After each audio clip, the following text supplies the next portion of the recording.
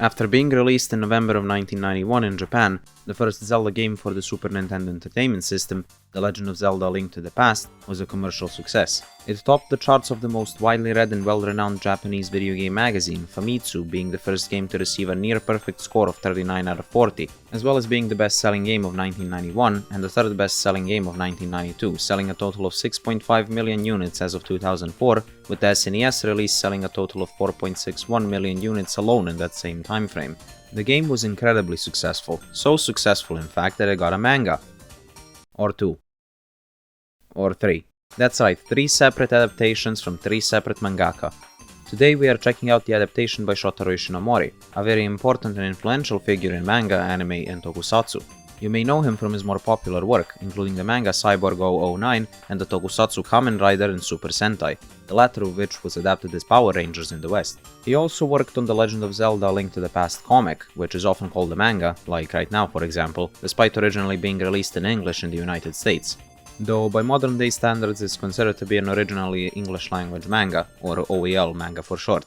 It's also read from left to right, unlike manga which is read from right to left, and this remains true for the Japanese release of the comic, with the text being oriented from left to right as well. The comic book ran from January to December of 1992, appearing in Nintendo Power for a total of 12 issues. It was compiled into a single volume and re-released in May of 2015, being published by VIZ Media.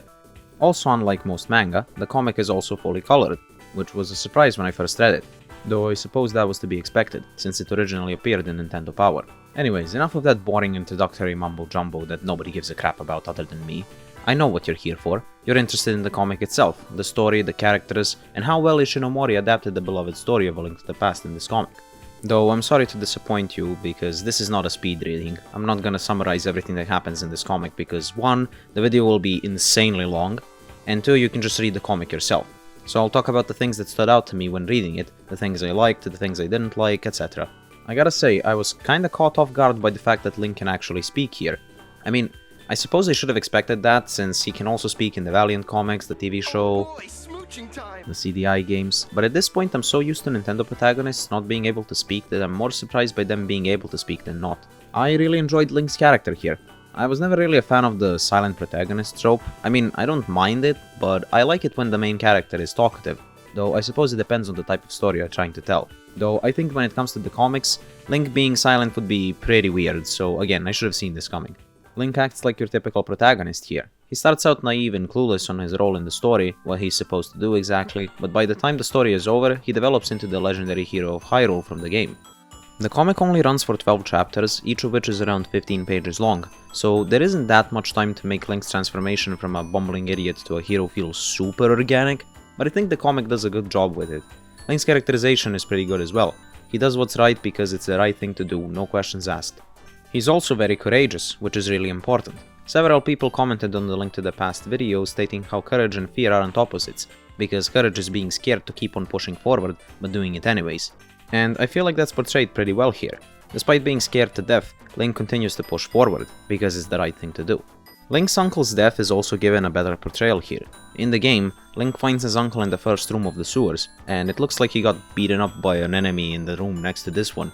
In the comic, however, he's killed by Agahnim and dies in Link's embrace. He also gets mentioned later in the chapter, and he even appears briefly when Link approaches a portal to the Dark World for the first time. Speaking of the Dark World, it functions a bit differently here. Link cannot escape it until he defeats Ganon, and the Moon Pearl doesn't exist here either. Link doesn't even transform into a rabbit here. Instead, in the Dark World, if he were to let his negative emotions take over him, he would transform into a beast. Forever. There's a scene where Link is going through the desert to reach the Tower of Hera, and he sees a portal, which activates once he approaches it, and inside of it, he can see his parents and uncle. He attempts to approach them, but he can only get his arm inside of the portal before it closes, and he's left with a beast arm. Sahasrahla appears to be there to communicate with Link, telling him that he cannot win with hatred he feels towards Agahnim for killing his uncle, and that even if he were to win, he would be consumed by it. Then Zelda appears in Link's dream, and says that she's there because both of them are dreaming the same dream. Because that makes sense, am I right? She comforts Link, saying how he's given everyone so much hope. She tells him to rest and not to worry, after which he wakes up to find out that his arm is still that of a beast. After defeating the spider in the Tower of Hera and obtaining the Pendant of Power, his arm goes back to normal. It's a pretty interesting way of saying why all the other people in the Dark World turned into monsters. Rather than their heart changing the shape of their body, here, One's negative emotions will turn them into a monster, meaning Link isn't safe from being turned into a monster, and must not let his fears overwhelm him. The Dark World also has some new characters, like for example this Zora, whose name is Zora, and his fairy Epheremelda. Why does every character related to this game have an impossibly hard to pronounce name? Zora isn't really all that important, but he does give Link a mask that helps him out, and he also shows up later to save the day when Link gets stuck in a trap.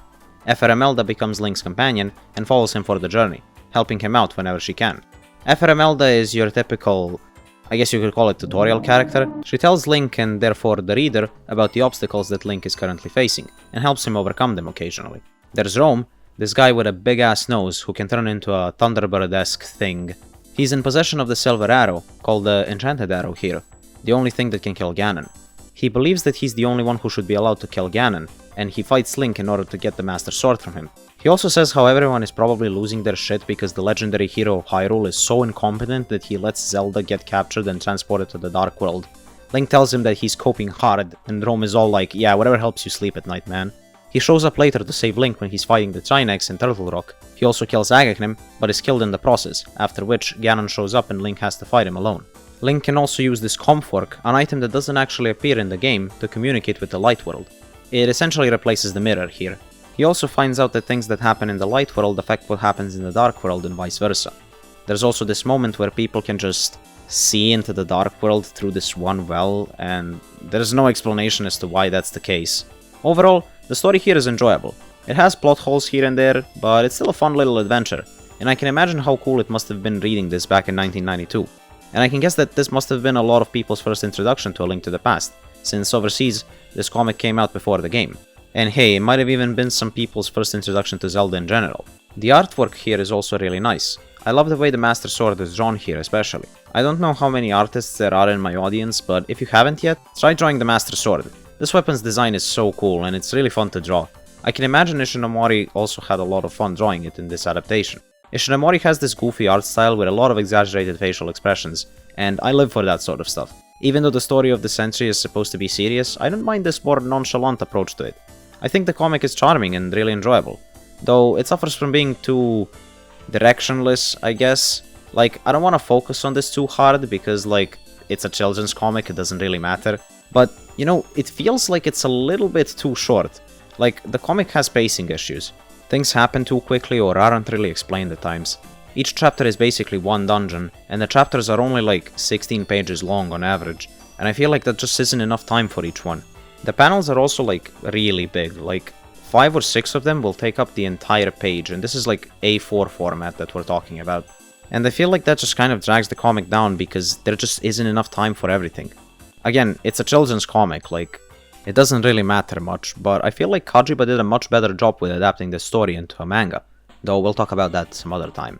The bosses in particular are something that the comic just loves to speed through, like, each one takes like 4 pages in total. Despite being the longest one in the comic, the boss fight with Ganon feels very underwhelming, because he does like one attack, incapacitating Link, then Zelda shoots one arrow, and he dies, roll credits. Again, I don't really want to hammer this one in, but while there are a lot of things that happen in this comic, nothing really sticks in your mind, and you just kind of forget about it after a week. But hey, that's just me, feel free to disagree. The epilogue here is really interesting, where Queen Zelda appoints Link as Master of the Knights of Hyrule, and as Link returns the Master Sword, Zelda approaches him, stating how when they were both trapped, the link between them seemed so strong, and yet now, he seems so distant to her. She leaves, saying how she will never forget the time they spent together in each other's dreams, with the final line of the comic stating how the Master Sword sleeps dormant, waiting for a new hero. And that's about it, actually.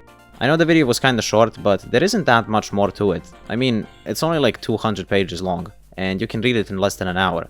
It's really just a comic adaptation of A Link to the Past, with some changes here and there. To conclude, I think it's a fun read, but it's not as memorable as the game, though to be fair, that's a really high bar to reach. Next time we'll be talking about the first actual Zelda manga, The Dreaming Island by Wataru Kajiba.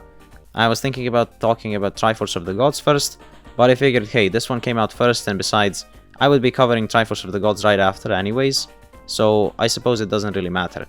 Both The Dreaming Island and the Triforce of the Gods are longer and more interesting than the Link to the Past comic by Ishinomori, so therefore the video will be longer and more interesting. So if that all sounds like it's up your alley, stick around for those videos by subscribing, and leave a like or a comment if you've enjoyed this video. As for the Ocarina of Time stream that I mentioned, I haven't really figured out how to set everything up yet, but I will most likely be streaming it on Sunday, August 12th at 3 PM Eastern Standard Time. I was thinking of streaming on this channel, but I think it would be better to keep the stream on Twitch, or on a different channel. Let me know what you think about that. That concludes the video.